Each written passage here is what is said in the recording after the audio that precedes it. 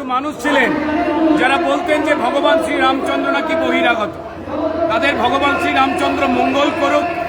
আমাদের ছোটবেলা এই রামরাজাতলায় স্কুল পড়াশোনা খেলাধুলো করে কেটেছে।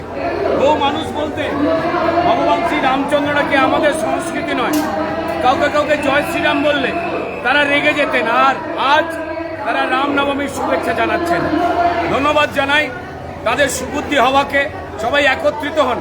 ভগবান শ্রী রামচন্দ্র তিনি যেমন রাবণ বধ করে অন্ধকারকে দূর করেছিলেন, তাই দলমত নির্বিশেষে সমস্ত মানুষ পেশা নির্বিশেষে আমরা চাই আমাদের এই পশ্চিমবঙ্গের অন্ধকার কাটুক।